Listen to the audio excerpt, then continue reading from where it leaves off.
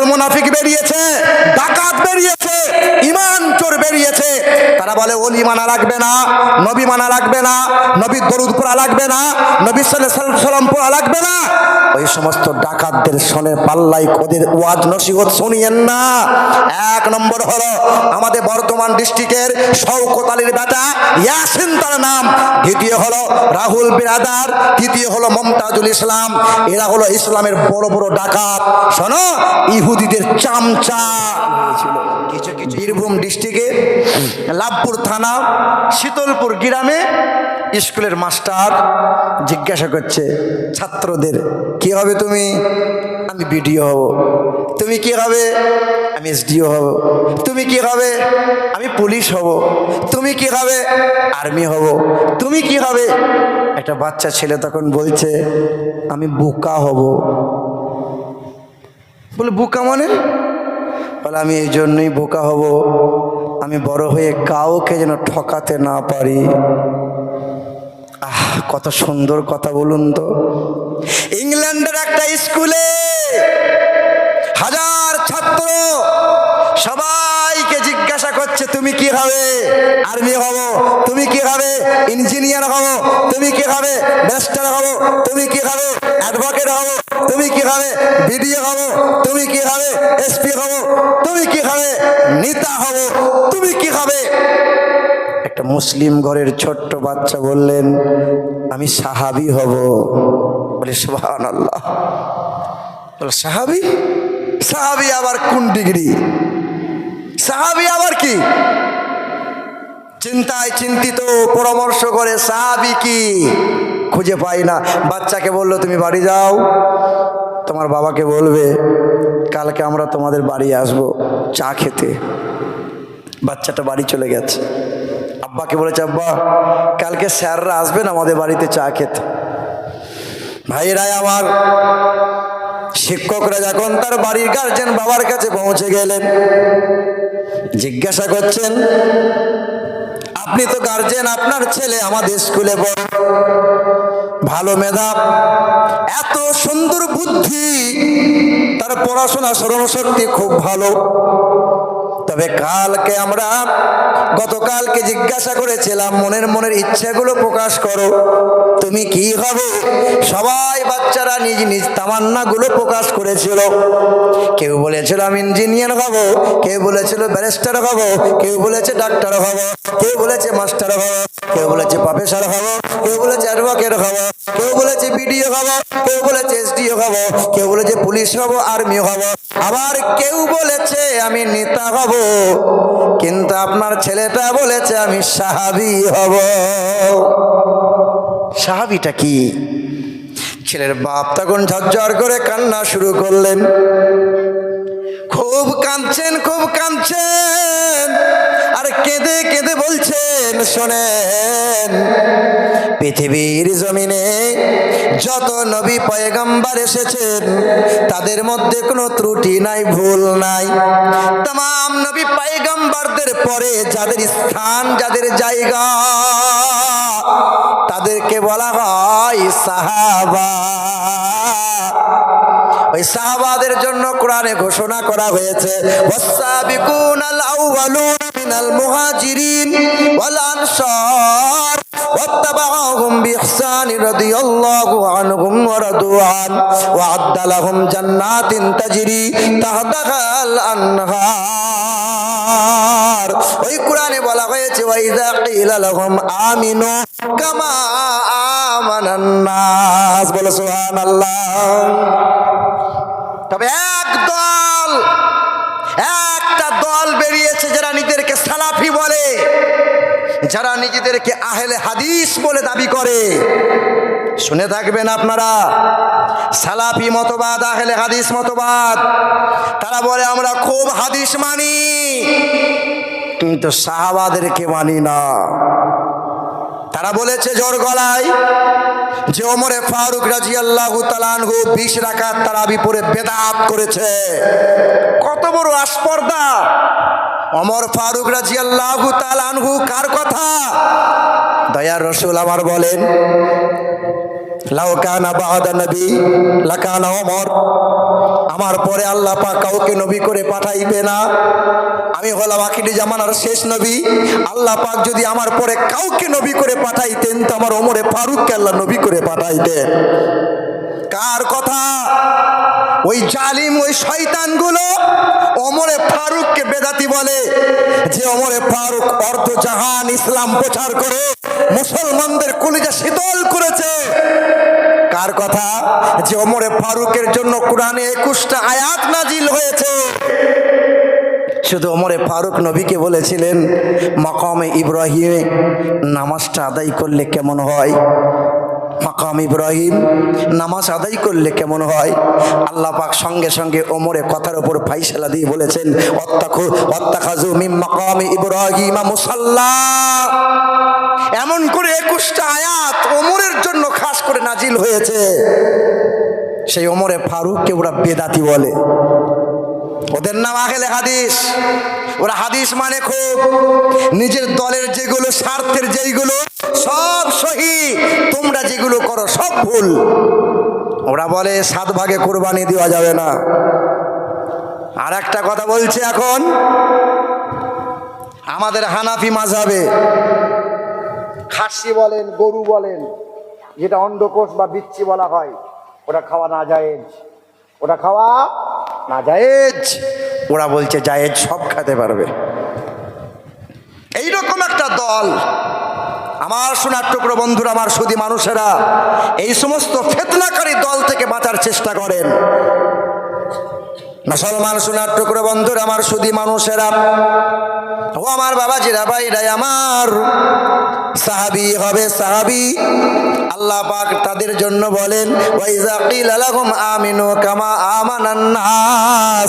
ঈমান যদি আনতে হয় সাহাবাদের মতো ঈমান নিয়ে আসো, তবে কল্যাণ ও কামিয়াবি পাবে। তোর বাপ কেমন, সন্তান কেমন, সকাল সন্ধ্যা খাওয়াতে বসতে গেলেও আদর্শ প্রচার হয়, সাহাবাদের গুণগান করে, নবীজির গুণগান করা হয়। মাসুম দুধের বাচ্চা বলে, আমি পৃথিবীর ভিডিও হতে চাই না, নেতা হতে চাই না, আর্মি হতে চাই না, আমি তাহাদের মতো সাহাবী হতে চাই। বাপ মাকে আগে ভালো হওয়া লাগবে। বাপ ছেলেকে বলছে, নিয়ে আয় গাঁজা, নিয়ে আয় বিড়ি, নিয়ে আয় যা। ছেলে বিড়ি ধরিয়ে দিচ্ছে আর বাপ বসে বসে বিড়ি টানছে। বাবাজির আমার, আমার সোনার টুকরো বন্ধুরা, আমার সুধী মানুষেরা, খাজা গরিব নওয়াজ, খাজা গরিব নওয়াজের প্রধান খলিফা, প্রধান শিষ্য, তার নাম হচ্ছে হযরতে বাবা কুতুবউদ্দিন বখতিয়ার কাকি রহমতুল্লাহ আলাইহি। হযরতে বাবা কুতুবউদ্দিন বখতিয়ার কাকি রহমতুল্লাহ আলাইহি। 4 বছর বয়স। মা নিয়ে গেছেন পাশের গ্রামে একজন আল্লাহ পাকের ওলির দরবারে। বুজুর্গ বান্দা হেঁটে হেঁটে গেছেন, পর্দার আড়াল হয়েছে। মা বলছেন, খোকা তুমি অলির দরবারে যাও। আল্লাহর অলিকে বলছেন, হুজুর আমার ছেলের মাথায় একটু হাত বুলিয়ে দেন, একটু ফোঁক দিয়ে দেন, বিসমিল্লাহটা একটু পড়িয়ে দেন। আপনার সাথে সাথে আমার ছেলে যদি পড়ে আমি মা খুশনসিব হয়ে যাব। দেন হুজুর। বলে বয়স কত? बोले 4 बच्चों। बोले 4 साल के बच्चे को मैं बिस्मिल्लाह खानी नहीं करता। আর একটু বড় হোক তারপর নিয়ে আসবো। না হুজুর একটু করিয়ে দেন। বারবার যখন মা কাকুতি মিনতি করেছে তা বলছে নিয়ে এসো। কি নাম তোমার? বলে আমার নাম কুতুবউদ্দিন। বলে পড়ো বিসমিল্লাহির রহমানির রহিম। 4 বছরের ছেলে হযরতে বাবা কুতুবউদ্দিন বিসমিল্লাহ পড়া বাদ দিয়ে মায়ের কাছে দৌড়ে গিয়ে বলছেন, মা পড়বো মা, আমি কি পড়বো? বলে পড়ো, সাথে পড়ো। সঙ্গে সঙ্গে গিয়ে পড়তে শুরু করলেন বিসমিল্লাহির রহমানির রহিম আলহামদুলিল্লাহি রাব্বিল আলামিন আর রহমানির রহিম মালিকি ইয়াউমিদ্দিন ইয়্যাকা না'বুদু ওয়া ইয়্যাকা নাস্তাঈন ইহদিনাস সিরাতাল মুস্তাকিম সিরাতাল লাযীনা আন'আমতা আলাইহিম গায়রিল মাগদুবি আলাইহিম ওয়ালাদ-দাল্লিন।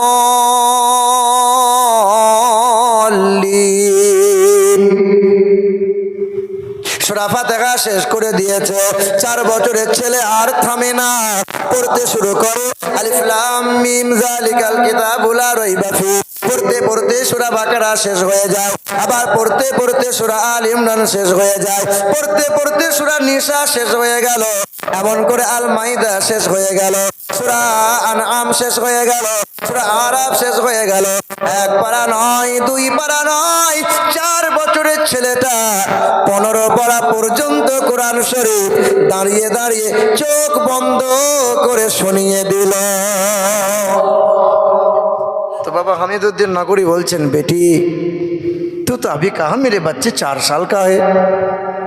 बोले हाँ हुजूर 4 बच्चों। नहीं नहीं, ये 4 साल का बच्चे नहीं है, ये 40 साल का बुढ़ा है। अरे 4 বছরের ছেলে যা করতে, 40 বছর বুড়া যা করতে পারে না, 4 বছরের ছেলে করে কি করে? কি করে শিখলি বাবা? বলে আমার মা জানে। মা বল তোর বেটা কি করে শিখলো? বলে আমার বেটা জানে। বল বাবা বল। সঙ্গে সঙ্গে হযরতে বাবা কুতুবউদ্দিন বলেছেন, আমার জনম দুঃখিনী মা, আমার মমতাময়ী মা আমাকে 2 বছর দুধ পান করিয়েছেন। আহারে 2 বছর দুধ পান করিয়েছেন, কখনো বিনা ওযুতে আমাকে দুধ পান করাই না। আমাকে যখন কোলে তুলে নিতেন, মুখটা স্তনে লাগিয়ে দিতাম, আমার মা গুনগুন করে গান গাইতো। না না, দুনিয়ার কোনো কবিতা ছন্দ গান নয়, আমার মা আমাকে দুধ পান করায়, তুলে তুলে 1 থেকে 15 পারা পর্যন্ত কোরআন শরীফ বারবার বারবার শোনায়। আমি মায়ের কোলে শুয়ে শুয়ে অর্ধেকটা কোরআন 2 বছরে মুখস্থ করে নিয়েছে। আল্লাহু আকবার, আল্লাহু আকবার। মুসলমান বাবারা, ভাইরা আমার, এ সোনার টুকরো বন্ধুরা, সঙ্গে সঙ্গে কুতুবউদ্দিন বলেছেন, হুজুর বেয়াদবি মাফ করবেন, আমার মা গোটা কোরআনটা হয়তো জানে না।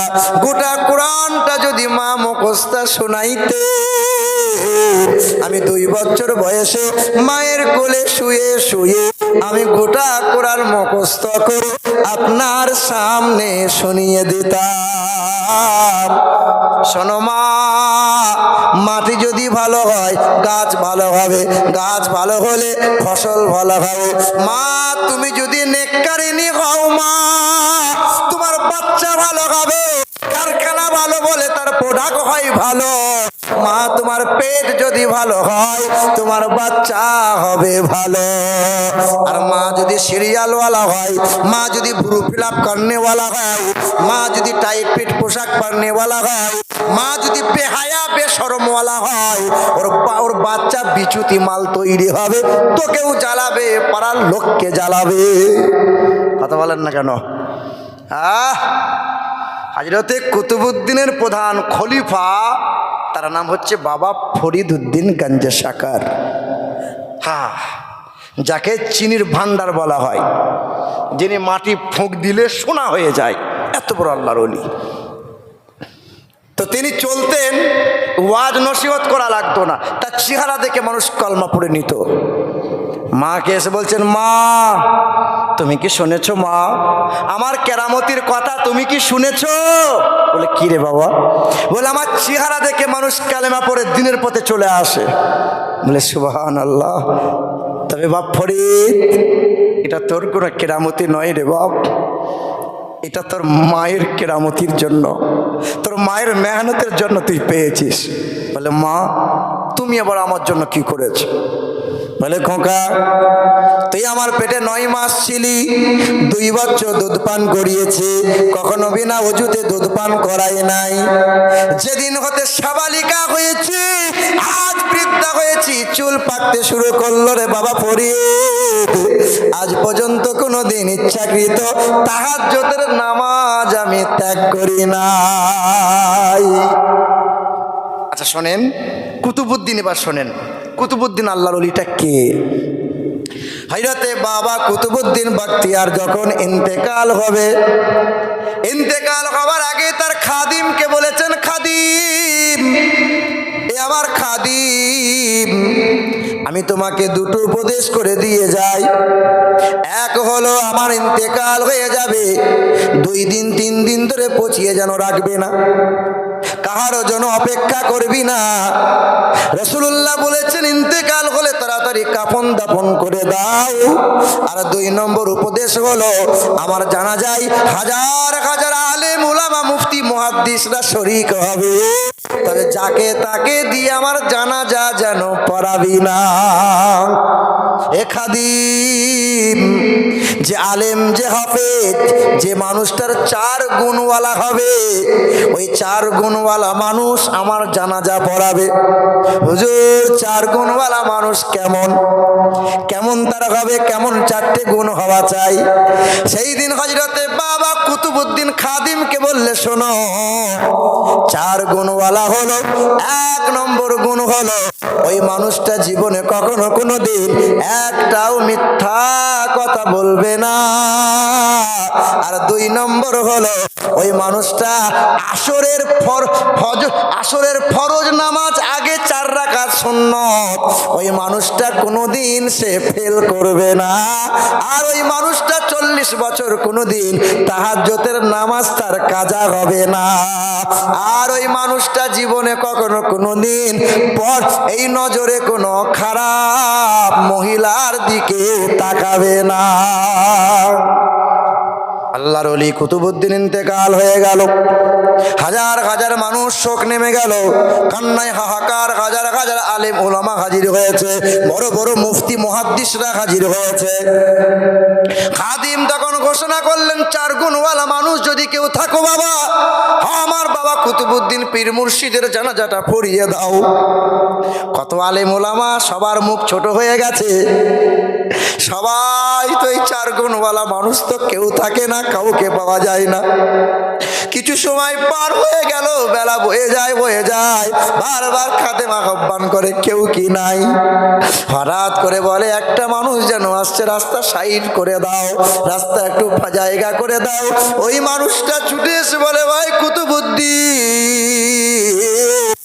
ও আমার মুর্শিদ কুতুবউদ্দিন, কি সর্বনাশ করলে রে কুতুবউদ্দিন, আমি যে 4 গুণওয়ালা মানুষ আমার বিবিও পর্যন্ত জানতো না।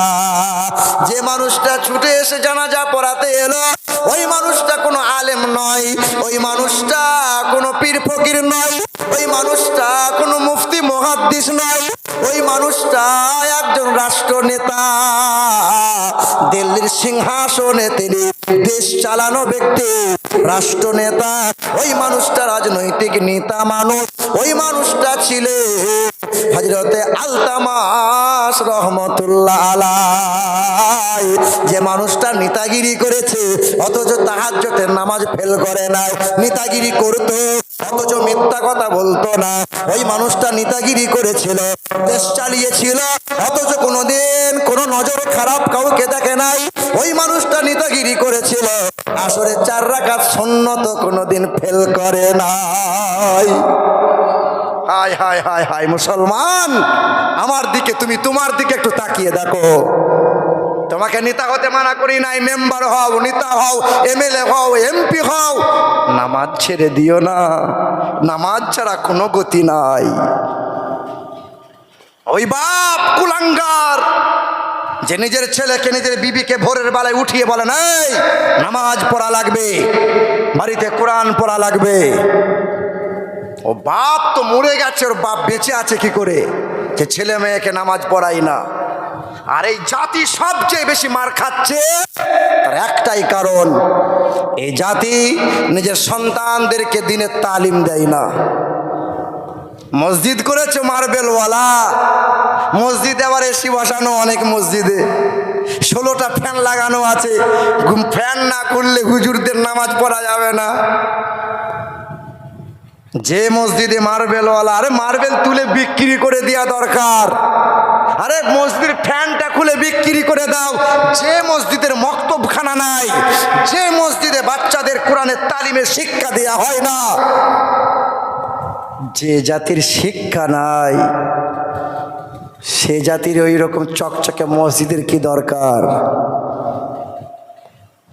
আজকে জাতি শিক্ষার দিকে পিছিয়ে আছে, বারবার সব জায়গায় লাথি জুতো খাচ্ছে। দেখেন, ওরা বলে ইহুদিদের সংখ্যাই কম, কিন্তু ইহুদিদের ব্রেন বুদ্ধি সবচেয়ে বেশি, সবচেয়ে বেশি। কলম পত্রিকায় এসেছিল, কোন একজন দার্শনিক লিখছেন যে ইহুদিদের বাচ্চা যখন মায়ের পেটে আসে, বাচ্চা মা যখন 4 মাস হয়ে যায়, বাচ্চার বয়স, পেটে বাচ্চা নিয়ে মা তখন সায়েন্স নিয়ে নাড়াঘাটা করে। মা তখন সিরিয়াল দেখে না।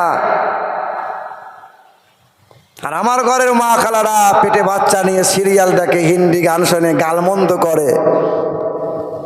আমার মা বোনেরা আপনাকে বলে দিয়ে যাই, আল্লাহ রসুল বলেছেন ওই মহিলার জন্য জান্নাতের 8টা দরজা খোলা থাকবে। আল্লাহ নবী আমার বলেন, ওয়াল মারআতু ইযা সাল্লাত খামসাহা ওয়া সামাত সাহরাহা ওয়া আহসানাত ফারজাহা ওয়া তাআত যাওজাহা ফালতাদখুল মিন আই আবওয়াবিল জান্নাতি শাআত। আল্লাহ নবী আমার বলেন, ওই মহিলাটা 5 ওয়াক্ত নামাজ পড়ে, ওই মহিলা রমজান মাসে রোজা রাখে, ওই মহিলা স্বামীর সেবা করে, মানে তৈতকারী করে না, গালমন্দ করে না, স্বামীর সেবা করে, স্বামীর কথা মতো চলে, স্বামী চোখ রাঙিয়ে স্বামীকে কথা বলে না। ওই মহিলার 4 নম্বর গুণ হলো বেহায়ার মতো চলে না, বেপরদায় চলে না। স্বামী নাই তাই ফোনে ওই মহিলা পরপুরুষের সাথে গল্প করে। ভাই আছো, তুমি আমাদের বাড়ি আসো না কেন? মাঝে মধ্যে আসতে তো পারো, তোমার ভাই এখন নাই গো। আল্লাহ রসুল বলেন ওই মহিলা হলো জাহান্নামী। এ মুসলমান সোনার টুকরো বন্ধুরা, 4 গুণ ভালো যার, 5 ওয়াক্ত নামাজ পড়ে, রমজান মাসে রোজা রাখে, স্বামীর সেবা করে, পর্দা সেলাই চলে, নবী আমার বলেন জান্নাতের 8টা দরজা ওই মহিলার জন্য আল্লাহ খুলে দেন। আল্লাহ রসুল আমার বলেন পৃথিবীতে এমন 4টে মহিলা আছে যাদের জন্য জান্নাতের 8টা দরজা দিয়ে ডাক দেওয়া হবে, আমার দরজা দিয়ে আসো, আমার দরজা দিয়ে আসো। 1 নম্বর মহিলা হলো ফিরাউনের বিবি আসিয়া, সালামুন আলাইহা। 2য় নম্বর মহিলা হলো ঈসা নবীর মা হযরতে মারিয়াম, সালামুন আলাইহা। 3য় নম্বর হলো নবীজির বিবি আম্মাজান খাদিজাতুল কুবরা রাদিয়াল্লাহু তাআলা আনহা। 3য় নম্বর নবী নন্দিনী কলিজার টুকরা সাইয়্যিদা ফাতেমাতুজ জোহরা রাদিয়াল্লাহু তাআলা আনহা। 4 জন মহিলাকে জান্নাতে 8টা দরজা দিয়ে ডাকা হবে, এসো। ফেরাউন বলছে আসিয়া, তোমার মুখে বারবার বিল বিল বিল বিল যেন ঠোঁট নড়া দেখি, কি করো? আসিয়া বলে আমি আমার রবের জিকির করি। কার জিকির করে? কার জিকির করে? রবের। আমি আমার রবের জিকির করি। বলে কল আনা রব্বুকুমুল আলা, আমি তো বড় খোদা, আমি তো বড় রব, তুমি আবার কোন রবের জিকির করো? বলে আমার রব যিনি আসমান বানিয়েছেন, জমিন বানিয়েছে, তোমাকে বানিয়েছে। মা আসিয়াকে মেরেছিল